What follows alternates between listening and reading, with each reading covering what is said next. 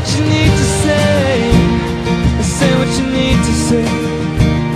It's better to say too much than never to say what you need to say, yeah.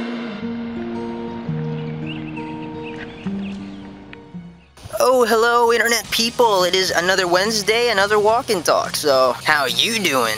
I wanted to thank everyone again for tuning in and for sending me questions in the last walk and talk. I'll be giving you more details on where you can leave questions for me at the end of the video, so be sure to check that out. I wanted to start off and say this before I forget about it. Spam messages. My friend Mike actually made a video about that. I'll probably put a link to that at the end of the video or in the description. Be sure to check it out. It's really funny. But my 2 cents on those spam messages is, I don't think the insultive part is just the fact that it's spam. The part that insults me, just a little bit, but it still kind of insults me, is when they start the message off like it is a personal message, like they're really legitimately trying to talk to you. When they're like, hey, I just checked out all your videos, or I just checked out your latest upload. It's really, really good, and so on and so forth. And you're like, oh wow, I think I got another subscriber. And then they go, you deserve more subs, so you should definitely go here to this website. And you get to the bottom of the message, and this message has been sent to like billions of other people. And you're just like, aw. If you're gonna send a mass message like that, make it seem like a mass message, because when you make it sound like a personal message, you really sound like a D-bag. I'm sorry.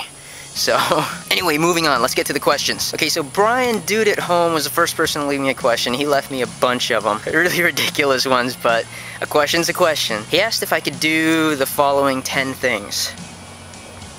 Does that answer your question? No. I don't even know what that means. Does that count? I don't even know if I twitched my nose. Oh, without hands. No. No. No, I can't do that. Does that count? I don't know. I just do it. Well, no, I think I could do that, but I'm not really in the kind of place to do that, so that's impossible for me, because I'm the type of guy that has those huge sneezes, so yeah, not happening. But thank you for your questions, Brian.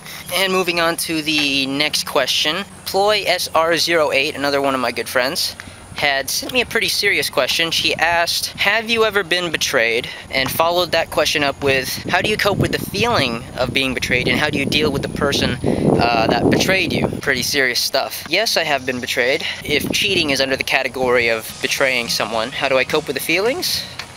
They're never easy, especially in a scenario like cheating, when certain emotions are involved. You know, that's really hard. Ultimately, it depends on the type of betrayal you're talking about. If you're talking about something as, you know, someone keeping information from you or lying to you, I mean, that's not as harsh. I'm the type of person that believes in, you know, a second chance, because, I mean, no one's perfect. Everyone's gonna make a mistake somewhere along the lines, and it's really the weight of that mistake or betrayal that will determine if he or she deserves a second chance. And I can't tell you what that weight is. It's up to you. If it's something really serious to you, then you should be the one that determines that weight, you know, if it's worth giving this person a second chance. I mean, look at your history with this person. Just the way I deal with it is, you know, just be like, hey, it's done and over with. They did something that I can't control. I mean, I'm not in control of this person. I can't tell them what to do, what not to do. It's like that OK Go song. This too shall pass. Yeah, it's horrible, but you just got to realize sometimes it's for the best. If this person was going to harm you eventually, it's better that he does it and just realize, okay, yeah, I don't deserve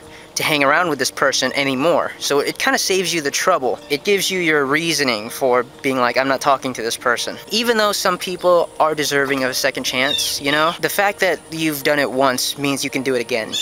But don't hold that on anybody, because anybody, even me, I'm capable of doing some horrible things.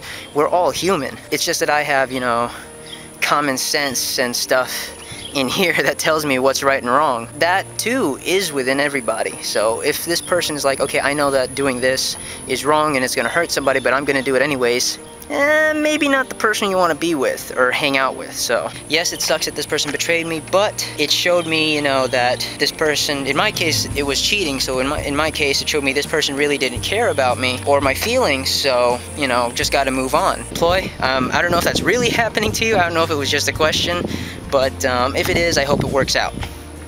And moving on, next question. Okay, so next question came from DanAndersonXIII in a comment. He asked me what was my fondest memory from high school and my worst memory. I can't pick just one fondest memory from high school. I really can't, because not all of the memories that I have from high school that are good are bonded to a certain day or a certain event. They're actually connected by the group of friends that I had, because every time I was with these group of friends, I just feel on top of the world, because they really made me feel good about myself. They supported everything that I did. We even made a nickname for our group. We called ourselves Jars. Stupid name, I know, but it was composed of our initials. Jan Sheila, then the A was from Ruth Adante, we took her last name. R was for me, Ray, and S was for Stephanie. I was the only guy. Lucky me. In any case, it wasn't anything like that. You know, we were legitimately just really good friends. We always hung out, we watched movies together, and I do miss them. They're still in the Philippines. If ever you guys watch this, I miss you guys, I love you guys. Nothing will ever change that. But anyways, every moment with them was one of my best moments in high school. My worst memory from high school, there's a lot there. Because like I said before in a previous walk and talk, a lot of people really didn't like me. Lots of people assumed that, oh, he's Filipino but he doesn't speak English, he must be stuck up. They just made assumptions of me. Not a lot of people were willing to just be like, sit down and get to know me. Sit down and be like, hey, so what's your deal, you know? When you realize that so many people don't like you, it is kind of disheartening, you know? It does kind of get to you. It does make you feel like, wow, am I a terrible person that all these people can't stand me? Whatever, let them be who they want to be, I'll be who I want to be. Period. But moving on, next question. The next question comes from MiniMexMuse from a YouTube message. And he asked, okay, I know you're doing a film. What's your film gonna be about? And will you use your YouTube connections to cast it? Honestly, I wish I could tell you about what movie I would do first, but honestly, I'm not sure yet. I've got a lot of ideas, you know, going on in this head of mine for a short film or a full-length feature film, so I can't really say. And even if I did, I wouldn't want to spoil it for you guys. But with regards to the second part of that question, yes, I would try to cast a lot of the parts with people I already know, whether from YouTube or real life. You know, if I'm gonna shoot a film, then yeah, I'm gonna want to use people that I've worked with, I know personally, because it just makes the work process a little easier. If I were given a budget, I would even fly some of my YouTube friends to wherever it is I'm shooting to be part of the film. I just think it makes things easier. Okay, next question. Howard asked me in the ISF forums what my stance is on kids, if I'm planning to have any, and if so, what kind, you know, like boy or girl, how many, so on and so forth. Okay, my stance on kids, I love them. I really can't wait to be a father. I'd of course give him the openness to express himself, ask the question why. I think that's very important. My kids, I just want to instill in them the things that I wish I knew at an early age. You know what I mean? With regards to how many, well, me and Tiffany's talked about that, and we're like, maybe 3? At least 1, that's for sure. But maybe 3. Like, if we could really handle it, we'd have 3. 2 boys and a girl. And I always wanted my first to be a boy. Not for the fact that it's gonna be a boy and, oh yeah, ball games and karate class and things like that. No, just because you have a boy so that when we do eventually have a girl, she's got someone strong to look up to when me and mom aren't around. And I try to do that for my little brother Marlon, you know. Even though I joke with him a lot, you know, at the end of the day, you know, I'm his brother. I got his back no matter what. If someone messes with him, you know, that's not gonna just fly by me. Kudos for all of you that are watching that are parents. You're doing an amazing thing, so just keep it up. We'll go ahead and move on to the next question. Okay, so Ashley Marie from Ashley Marie TV2 had asked me, what was your favorite toy as a child? And what was the favorite toy that you wanted but couldn't have? And then she did a follow-up question with, how do you deal with haters? Well, my favorite toy growing up was my Super Nintendo. Gamer for life! I just loved video games, always have. Super Mario World was the best game I've ever played when I was a kid. And Teenage Mutant Ninja Turtles, Turtles in Time was also one of my favorite games. The toy that I always wanted but couldn't have, I always wanted an official Red Ryder carbon action 200 shot range model air rifle. I'm kidding. If you guys know what movie that's from, then 200 points to you. You'll shoot your eye out, kid. The toy I always wanted but I couldn't have was I forgot what it was called, the head-mounted voice-activated Super Soak. I don't know, when I think about it now, I was like, that is the dumbest toy ever. But for some reason as a kid, I was just so, wow, that thing is voice-activated. I don't have to use my hands. I could just yell fire, and this thing will shoot water from the side of my head. The last question is, how do you deal with haters? Kind of like what I said in a previous walk and talk, you know, if the way I deal with it is I don't let them bother me.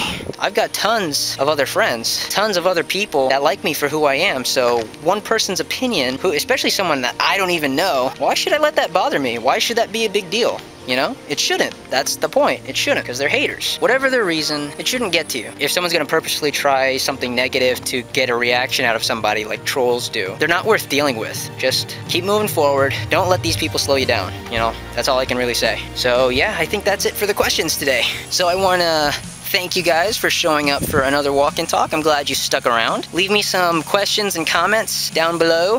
I've also got a Facebook page for my YouTube channel. I'll put a link to that in the description. You can leave me your questions and comments there, or if you're on the ISF forums, you can leave me a question in the post where I'll be posting the video. I can't wait to hear what other questions you guys have for me. Thank you to all that have submitted a question for this walk and talk.